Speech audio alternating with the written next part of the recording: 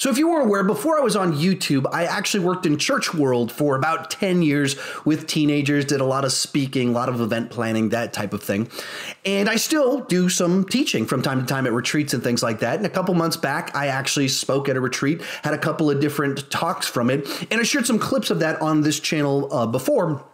And I shared them from the first talk at it. Here is a little excerpt from the second talk from that weekend. If you're so inclined to hear more from that talk, the link is down below. The section I'm sharing right now isn't particularly churchy or anything like that. It's just some fun story. If you want to know what my kind of on-stage presence is like, you can check that out, even if you're not necessarily a churchy person. And if you are a churchy person, there's the link down below. If you're just curious, you can check that out down below for what I full Sean Chandler talk sounds like. So hopefully this is a little bit of nice little fun thing for you to see that shows a side of me that you don't get to see on my main channel. Or a little story from my past. So growing up, my family loved Christmas. Like most people, and my mom loved to do these big Christmases with tons of presents. And when I was young, for whatever reason, I got left home a lot. And so I'm at home, and I see all these presents, and I'm like 7, 8 years old or whatever it was. Mom's not around, and I think, I want to know what I got for Christmas. And it's just, you should probably look at the presents. Like, oh. So I walk in, start shaking the presents and everything like that, and I go, but I really want to know what's in there. And that voice says, do it. Your mom's not around. That's true. And I start looking around the house and realize, you got some duct tape. You can rewrap these. So as this little kid, I start kind of a little bit peeking, tearing open, and I open up all of the presents because that voice said, it's a good idea, you got to know. How could you possibly wait 2 more days? So I start opening up all of my presents, and then the voice goes, your mom's going to notice these are all open. Use that duct tape and wrap them all back up. So start wrapping the presents back up, and I put them under the tree. Mom comes home, and she noticed something was different. So that voice had lied to me. I wasn't actually able to wrap them the same way that my beautiful mother is able to wrap a present beautifully. So after this year, because of this incident where I opened all the presents trying to figure out what I was trying to do, my mom, moving forward, all Christmases in the future, didn't put names on presents anymore. She put numbers on the presents. And so every Christmas morning, we'd have this list where she'd look at the list and what presents went to which people. It was very complicated, but it worked until the year she lost the list. So Christmas morning, here you go. And Malibu Barbie, Mom, how did you know this is what I wanted?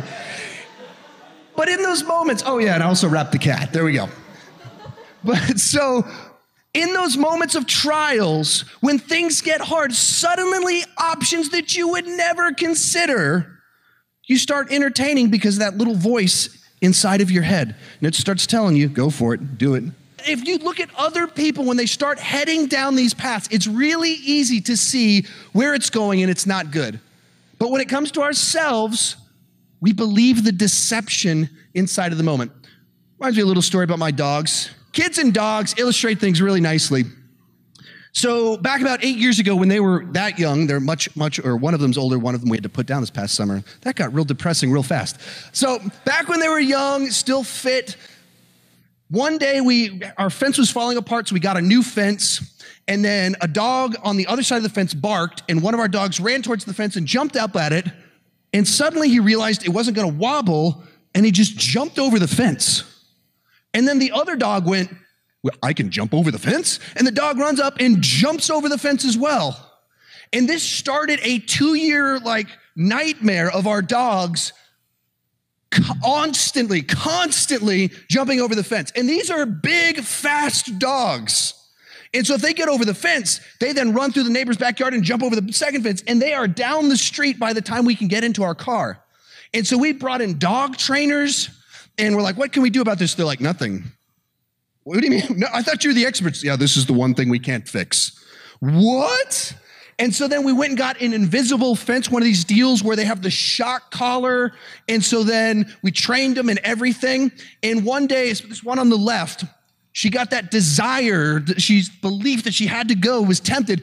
And I'm in the backyard and I watch her run and jump. She grabs the fence. I grab her by the tail. I am pulling her with all my might, and she's a pit bull mix. She's very strong. And I see the electrodes shocking her neck. And it's like giant, like shaking. I was like, I'm like torturing my dog right now. And I'm trying to save her because she's going to run away. I had to pull her down. And it took years and moving and retraining them so many times to break that temptation that they had, because they couldn't see down the path. They couldn't see where it went. Like for me, I see my dog running out in the street, and immediately what image comes to your minds? Cars, splat, hamburger meat. I guess it's dog meat. They're not hamburgers. Dog hamburgers. That'd be delicious. But that's where my mind immediately goes. They're dogs. All they know is freedom. All they see is freedom, freedom, freedom, freedom. And they're chasing. What else is out there? And all they're doing is chasing after whatever it is. So kind of our big idea today is there's always more on the line than we think. We just see the bait, but there's always that hook in every temptation. You have to play out where the path leads. To kind of get real heavy real quick. So last night I mentioned to you guys that my dad died when I was 20 years old. And basically what happened was when he was in high school, he had some friends that pulled out some beers. Hey, let's drink. So he started drinking. And that little incident, I mean, there's nothing even interesting. There's no story. It's just him hanging out with his friends when he was a teenager, started him on a path that he was never able to get off of. And he tried and he went through some treatments and different things and he quit for a period of time, but he just kept drinking and drinking and drinking. And when I was in high school, a doctor told him, if you don't stop drinking, you will not see your son graduate. So he quit drinking. And then some other life circumstances happened to him. Some trials happened. He went through a third divorce. So he started drinking again. So he saw me graduate high school, but by the time I was 20, he ended up drinking himself to death.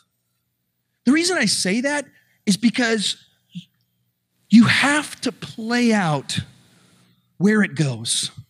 In things that are really small right now, you have to play out where that path leads eventually. And one of the things that kind of happens is sometimes we make little mistakes in high school as adults, and we're embarrassed by it. And so maybe when the trial happened, you kind of failed the test. And you've got some stuff that you have done, experienced, that you're really glad that mommy and daddy don't know about it. And there's this, I guess I'll tell another story. It's kind of a fun one. Actually, at the start of this one is not fun at all. So when my dad was sick, one of my cousins moved in with us to take care of him. And she was with us for about 4 or 5 months. And in the middle of this, she had a boyfriend back home. She had a dog back home. And so she wanted to go and kind of see her dog and her boyfriend. So we kind of did this road trip from the Austin area to Shreveport. If you don't know what Shreveport is, it's a casino town, like gambling. So we show up there to see her dog and her boyfriend. Her boyfriend's like, I want to go gambling. Okay. He goes, so we were going to stay at like a Motel 6. He's like, no, we're going to the casinos. Like, casinos? Okay. So we pull up into the garage for the casinos, and everywhere, you never notice these things until you're in this moment. Everywhere we look, there's signs that say, no pets, no pets, no pets. Well, we are in Shreveport, so she can see her dog. So as we're unloading this, I'm like, no pets. No, we're not supposed to have pets. He goes, well, okay, I got a plan. He grabs the dog, puts it in a bag, zips it up, and hands it to me. Here, carry this dog in the bag. Like, what? What? Are you kidding me? He's like, yeah, do it. And he just walks in and like, he goes, yeah, just walk straight to the elevator. Like, I think this is unethical. There's so many problems with this. So I walk into the casino, walking through the lobby as quickly as I can. Like, I don't want the dog in the bag very long, but at the same time, I don't want the dog to start barking. So I'm just kind of going through, walking, get to the elevator. Gotta get, there it goes, he can breathe. And somehow we made it. We had a dog and it never started barking. They were able to sneak it out so it could go to the bathroom. And we got away with a dog in a bag in a casino. Not recommended. Don't try that one. You feel guilty about it the rest of your life.